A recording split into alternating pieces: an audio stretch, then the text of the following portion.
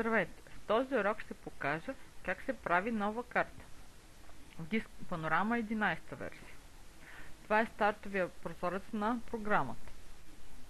Нова карта се прави от File, New, Map. Препоръчително е, когато се създава нова карта, тя да бъде в отделна папка, защото при създаването на карта не се създава един файл, а се създават няколко, всеки с своето съдържание и отделно разширение. Ние ще работим в SID формат. Името на картата трябва да спазва всички изисквания за именуване на файл в Windows среда.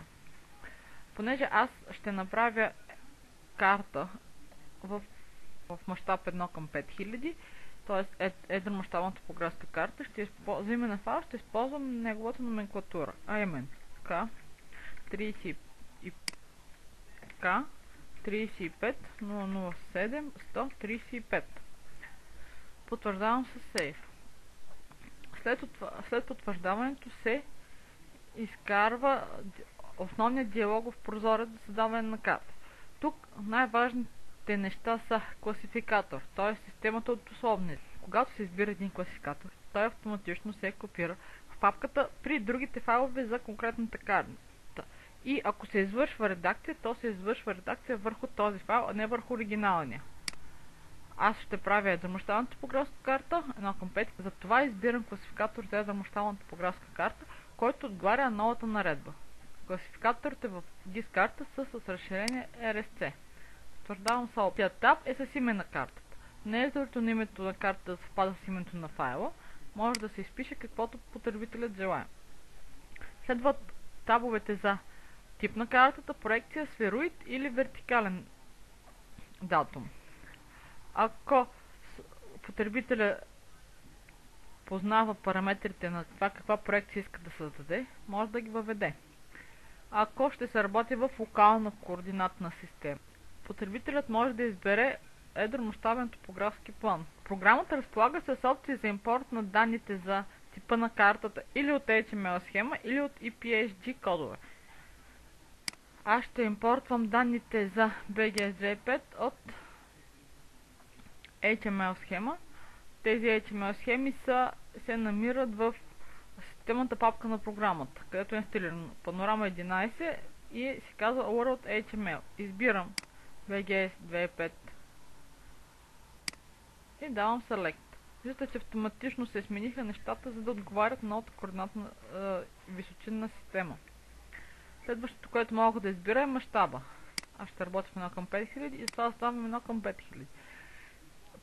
Ако е необходимо последствие редакция, единственото нещо, което не може да бъде променено, е класификатора и името на файла. Всички други неща подлежат на промяна. Ако, както в този случай, създаваме карта, която има определен обхват, както е такато, е препоръчително да направим така, че програмата да лимитира полето за работа спрямо рамката на картата. Това се прави с тази отметка. Веднага се появява в долното поле се появява един нов таб, който се казва рамка. Възможно е или да бъде свободна разгравка при натискане на този чек, или да е някой от световните разгравки. Аз изписвам тук K35 007 135.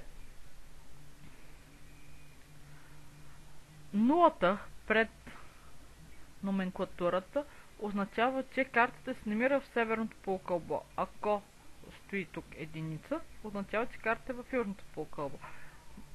Натискам да се определят координатите и вече имам координати на върховете на рамката в правоъгълни координати и в VL.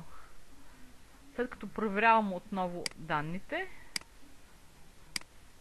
които са ми налични, ако желая, мога да експортна данните за картата в HTML схема. Проверявам данните и натискам Create. В резултат на което се получава една рамка с координати. Виждате долу координатите. И кратката информация за файла. Корекцията на тези данни се прави от меню Tools, View Passport или бърз бутон F8. появява се същия диалогов прозорец. Вижте, аз имам право да сменям всичко, каквото пожелая.